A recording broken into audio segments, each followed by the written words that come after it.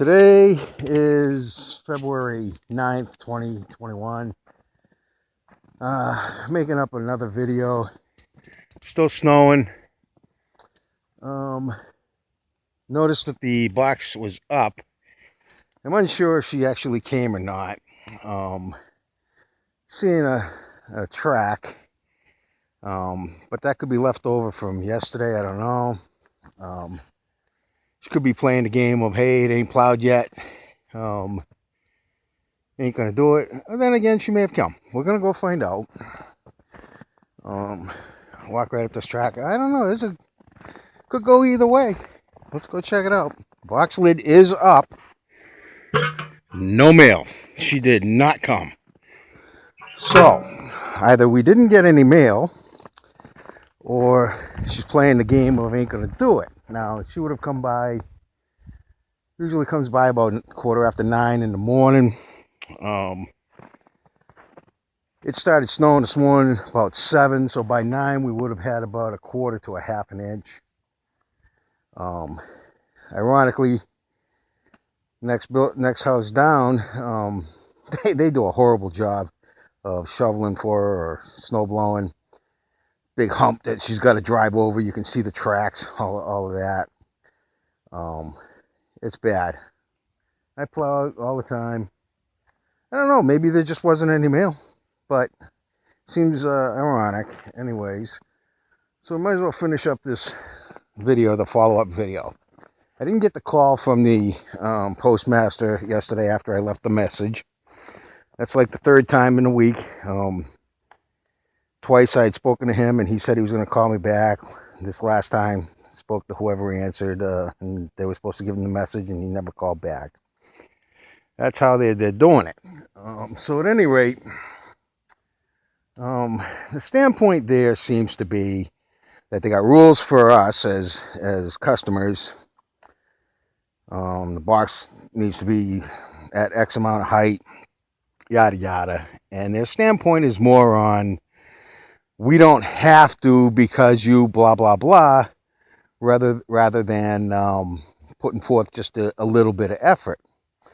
Now, I'll give you an idea of just how selfish this really is on this. The letter that I'd received says that they still have 40 to 50 mailboxes in town that need to be raised. We're all expected to raise for one person. That's kind of selfish, you know. Why can't that one person put out the effort that's been going on for 35 years? There's just no point in it. I don't get why. To me, the whole vehicle thing, you know, being up so high, I've never seen another mail carrier do it. The bottom of that window is approximately 4 feet high. That's a little bit ridiculous. That's higher than what the USPS guideline is for mailboxes, which is 40 or might be 41. But still, if that window bottom is at 48, it's still reaching down for every single one of them. It's not a good vehicle to use. Now, I don't really care if you want to use a dump truck. That's great, whatever a person wants to use. But do the things that are necessary to complete the task. That's job one. But like I say, they have rules for us that they want to enforce and like that. And it don't seem fair. There's also rules for carriers that are not being enforced. I don't see no strobe on a vehicle. I don't see the U.S. mail magnet on the door or nothing. So they're picking and choosing what they want to say is needed and necessary. Basically, it's a way of throwing off any responsibility and getting out of it. That's just needless. There's no way, no reason you should be doing that. So it's kind of a one-way street that you're up against. It seems needless. There are things that could be improved on both ends, but it just seems that this is so petty and it's really not hurting no one.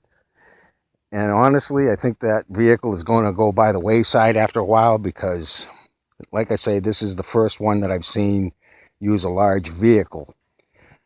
That's just not what postal carriers do. They get paid like at the present time it's 56 cents a mile. They're probably doing like 100 miles a day, and that's paid regardless of what vehicle you use. So if you spend $50 a day on fuel, big deal. If you spend 20, you get to keep the rest. That's all tax free. Hey. So most of the carriers, they tend to move to a small vehicle, and they're entitled to keep the rest. So I think this one will eventually learn, but they're going to fight it a little harder for a while, probably because there have been complaints. I don't know, but it just seems like it's just not going to happen in a professional manner. So I might have to contact the higher ups, whoever the bosses are from the area, not just the local, because this just don't seem fair. I mean, 40 to 50 people in town having to change their items for one person. That's pretty selfish.